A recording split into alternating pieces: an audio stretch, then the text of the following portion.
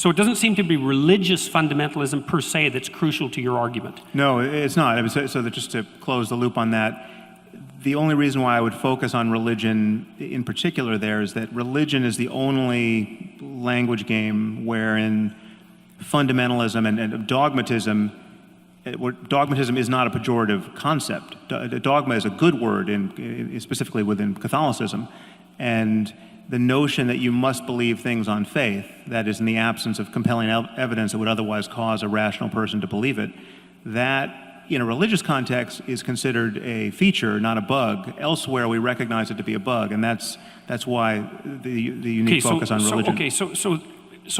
All right, so is it reasonable to assume that we've already established, at least in principle, that there's an association between the totalitarian regimes, let's say, and dogmatism, yeah. And the dogmatism that characterizes religious belief. Yeah. What do you think, although at least in principle, the secularist totalitarian states and the religious fundamentalist totalitarian states do differ in one important regard, which is that the religious types ground their axioms in God and the secular totalitarian types don't. And so there's got to be something about totalitarianism per se that's independent of, that's associated with religious belief in the manner that you just described, but that's not particularly associated with the belief in God. There's something that makes them, that's a commonality between them. And so do you have any sense of what that might be? Well, I think one has to acknowledge that there's something uniquely pernicious, at least potentially, about religious beliefs, because they have the otherworldly variable, the supernatural variable, the you're going to get everything you want after you die, so this life doesn't matter issue. That allows for a kind of misbehavior that is especially so it seems that the claim would be that if you put forward axiomatically your claim that God exists, then you can use that claim to justify whatever arbitrary atrocities your system might throw off. Yeah, I guess the only point I was making there is that not all dogmas are created equal. I mean, some dogmas are on their face more dangerous and more divisive. But what I'm curious about specifically is, because it seems to me that the dogmas of the USSR and the dogmas of Nazi Germany were as pernicious as any religious dogmas, and they may also share important features with pernicious religious dogmas, but it isn't clear to me from your perspective what those commonalities would be. Well, so, I mean, in some ways you're recapitulating an argument I've made, and this is an argument that I would make against you were you to claim, as you have elsewhere, that atheism is responsible for the greatest atrocities of the 20th century. The idea that Stalinism and Nazism and fascism were expressions of atheism simply doesn't make any sense. I mean, in the case of fascism and Nazism, it doesn't make any sense because the fascists and the Nazis, by and large, were not even atheists. I mean, Hitler wasn't an atheist, and he was talking about executing a divine plan, and he got lots of support from the churches, and the Vatican did nothing to stop him, and fascism, as you know, coexisted quite happily with Catholicism in Croatia and Portugal and Spain and Italy.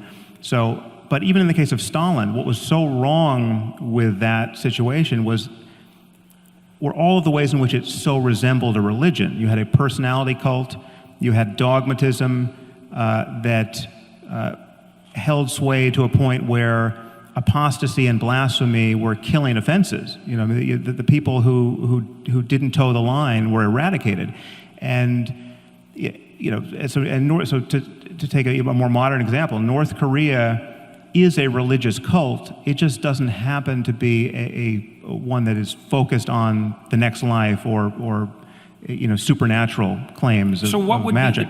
So what would be the defining characteristics of a religious totalitarian movement that would make it different from a non-religious totalitarian movement? Well, because there's aspects that are similar. They're very similar. I mean, the problem is dogmatism. The overarching problem is believing things strongly on bad evidence. And and the reason why dogmatism is so dangerous is that it doesn't allow us to revise our bad ideas in real time through conversation. Dogmas have to be enforced by force or the threat of force, because the moment someone has a better idea, you have to shut it down in order to preserve your dogmas. Okay. So the commonality seems to be something like claims of absolute truth at some level that you're no longer allowed to discuss.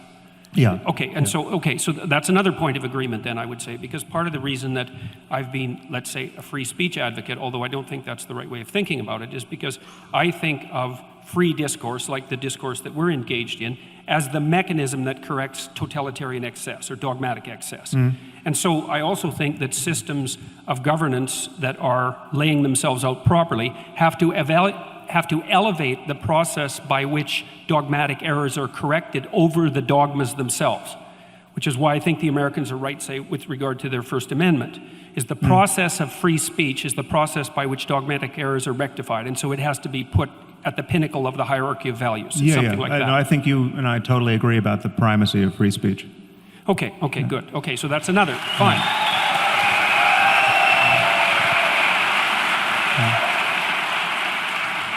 Okay, so then... Wait, I think there's one point that we should just lock in our gains here. It sounds like what you're saying is that the reason to fear religious dogma is really on the dogma side and not the religion side, which at least leaves open the possibility that something could exist over on the religion side that doesn't have that characteristic, right? That often they travel in tandem, but that the thing to fear is not the religious belief, it is the dogmatic nature of the way it is conveyed. Is that fair? The other way to say that is the only thing that's wrong with religion is the dogmatism.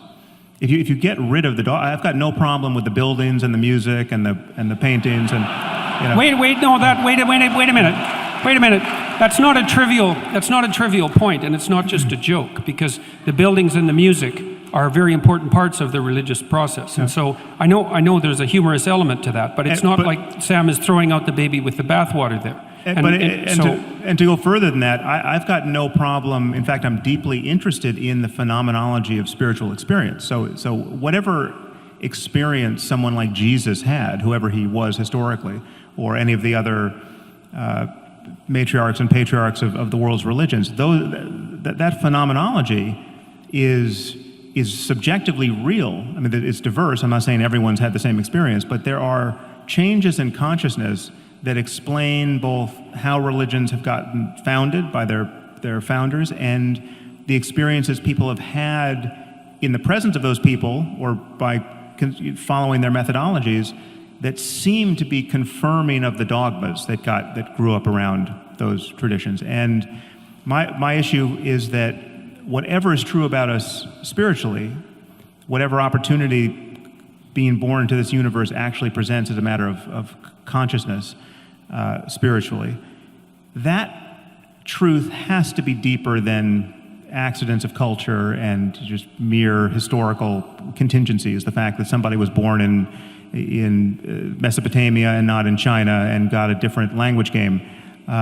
So whatever is true there has to be understood in universal terms about the nature of human psychology and the human mind.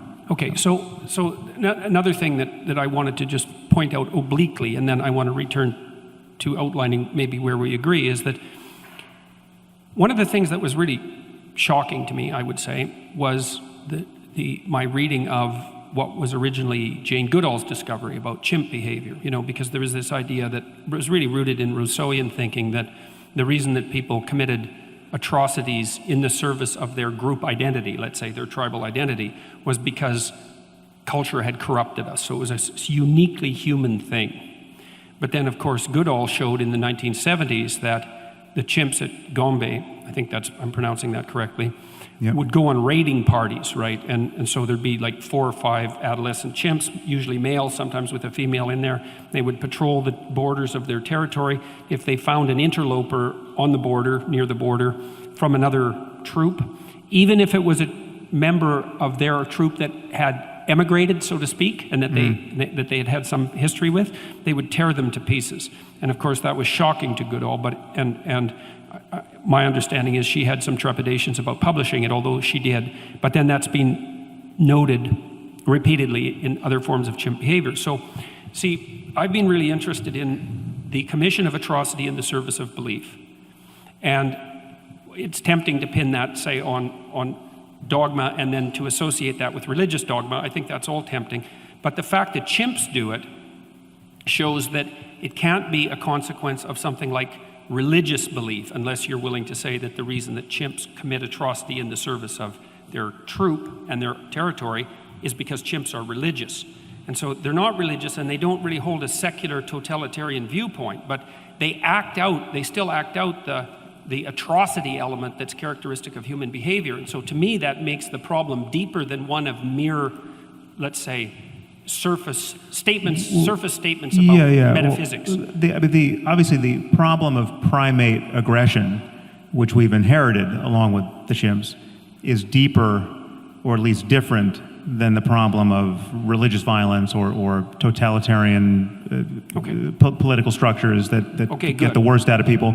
So, we have these primate capacities that we have to correct for, and we're busily trying to correct for almost everything that we've been evolved to do. I mean, we don't like the state of nature for good reason, and virtually everything that's good about human life is born of our, I would argue, culture-based and highly intelligent and necessary effort to mitigate what is in fact natural for us. And there's nothing more natural than tribal violence, which of the sort that you're describing in chimps. Okay, so then it also seems like we agree that the core element of tribal alliance, which would have its roots, say, in the chimpanzee proclivity to, or its analog in the chimpanzee proclivity to identify with the dominance hierarchy of the troop, is something that's a source of the proclivity for human social aggression that's independent of its, at least independent of any obvious religious substrate.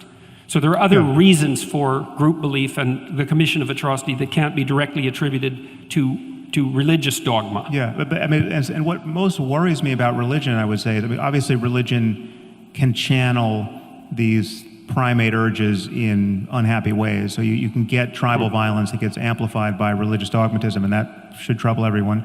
But it's not unique to religion. It's also nationalism, and it's racism, and it's all other kinds of dogmatism. But what most worries me are those cases where clearly good people who are not necessarily captured by tribalism per se are doing the unthinkable based purely on religious doctrines that they believe wholeheartedly without good evidence. So you have the person who joins ISIS who wasn't even Muslim before they converted 16 months ago, and they go all the way down the rabbit hole to the most doctrinaire, most committed, most uncompromising view of just how you have to live in this world if you're going to be Muslim. And they join ISIS based on the idea that salvation only goes one way, and that dying in defense of the one true faith is the best thing that can happen to you. There's no question that there are individuals who have made that journey. In fact, there are individuals by the thousands who have made that journey. And there are far more benign versions of that. There are people who just waste their lives, I would argue, converting to whatever the belief system is, and just wasting a lot of time worrying about hell or worrying about the fact that their child is gay and the creator of the universe doesn't approve of that. And there are all kinds of suffering that strike me as truly unnecessary, born not of, again, ape-like urges, but ideas that any rational person would, if believed, would follow to that same terminus. I mean, the thing is, if you buy the fact, again, to take Islam as a current example, if you buy the claim that the Quran is the perfect word of the creator of the universe, never to be superseded by anything humanity does now or 1,000 years from now, that commits a rational then the exercise of human reason is bounded by this, I would argue, pathological frame, which leads to certain outcomes that should really worry us. Okay. So let's take that claim apart for a minute, because that's not your claim specifically, the claim that you were describing.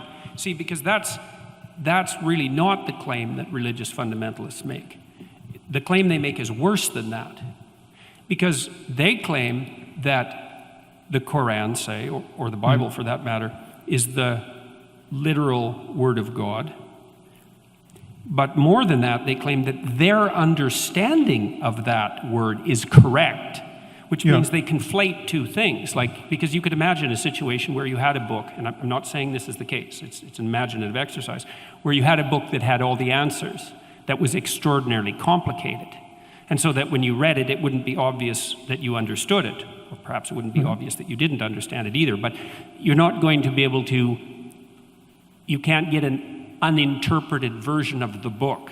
And so the fundamentalist claim is far worse. It's that not only is there an absolute reality, truth, embedded in the book, but that their particular take on that absolute reality is the absolute take on that book. And so they conflate their own, they make an assumption of their own omniscience and then pass that off onto God, so to speak. Except in their defense, and I don't often rise to the defense of fundamentalists, it's very easy to get there because some of the claims in the book are not at all hard to parse. In fact, so many of them can only be honestly interpreted one way. So to take, again, an example that will be not inflammatory to you, but makes the point, it just says that the remedy for theft in the Quran is to cut the hands off a thief. I mean, that is the unambiguous injunction. It's not an allegory. It's not. You have to indulge some kind of tortured interpretive scheme to avoid the shocking fact that the creator of the universe thinks you should live this way for all time. And people like ISIS. I mean, this is my claim. It's just most of what is in these books, and this is what worries me about those books because they can't be edited. Most of what's in the books is clearly not the best that humanity is capable of in the ethical domain, or in the.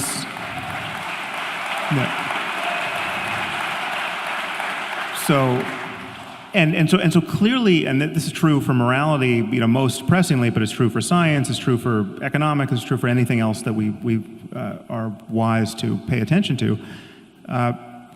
It's like slavery is condoned in the Bible, in both Testaments, and in the Quran. There's no getting away from that. Now you can say, well, it's not the central thrust of any of these books, but if you go to the books and try to figure out what the creator of the universe wants with respect to the owning and needless immiseration of other people, right? He expects you to keep slaves, and he's told you how to do it. Don't knock out their eyes and their teeth. Don't take, if you're a Muslim, don't take other Muslims as slaves.